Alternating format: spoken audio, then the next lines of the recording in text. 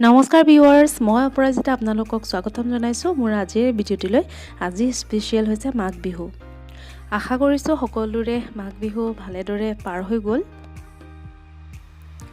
মাঘ বিহু বুলি ক'লে ভোগালী বিহু বুজা যায়, আৰু ভোগালী মানে জলপান হওক, পিঠা পনা আদিৰ উৰুকা আৰু ভোজ। এয়া হ'ল এতিয়া উৰুকাৰ এয়া ভোজৰ আয়োজন আছিল।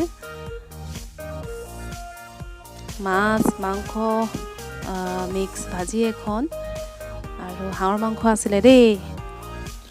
খুবেই সুন্দৰকৈ গ'ল। ব্যস্ততাৰ মাজত বহুতখিনি বস্তু আপোনালোকক দেখুৱাব পৰা নগ'ল। এইখিনি গাহৰি মাংস বইল হৈ আছে, সেইখিনি পুৰি খাবৰ বাবে।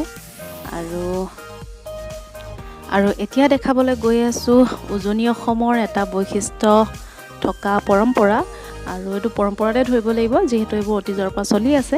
আৰু ইয়াক লৈ আমি ভগৱানক উছৰ্গা দিওঁ, পূৰ্বপুৰুষক উছৰ্গা দিওঁ। গতিকে ইয়াৰ ওপৰত বিশেষ নকৈ চেপা সাঁজ আপোনালোকে চিনি পায়েই।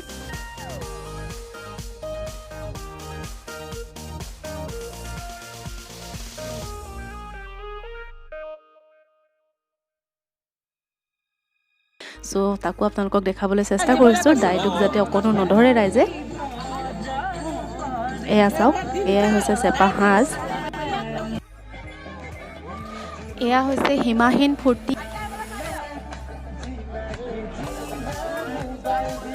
এয়া চাওকচোন, আমাৰ গলিটোৰ সকলো পৰিয়াল এটা পৰিয়ালৰ দৰে থাকে। আৰু এই ভিডিঅ'টো চালে আপোনালোকে নিজে গমেই পাইছে, আপদে বিপদে হওক আৰু ফূৰ্তিতে হওক, তো এনেদৰে চেলিব্ৰেট কৰা হৈছিল।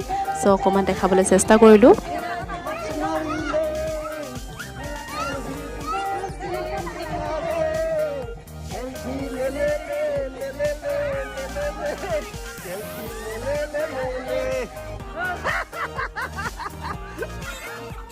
সীমাহীন ফূৰ্তিৰ পিছত আহিলে ভাত খোৱা।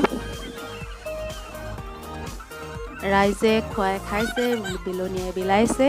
এনেধৰণে খোৱা যোগাৰখিনি হৈ গৈছিল। যিহেতু সৰু ল'ৰা ছোৱালী আছিল, গতিকে অলপ সোনকালে খোৱাটো কৰা হ'ল। এয়া আহিল সংগীত সকলোৱে অলপ গুণগুণাই দিলে, আৰু শুনালে মানে আৰু বহুত জমনি হৈ যায়, আৰু সেইকাৰণে চব ভিডিঅ' এনেকৈ দিব পৰা নগ'ল। গতিকে ময়ো অলপ কিবা গাইছিলোঁ দেই, তাৰে অকণমান ভিডিঅ'টো দেখাইছোঁ। আৰু ইয়াত চবৰে অলপ আছে।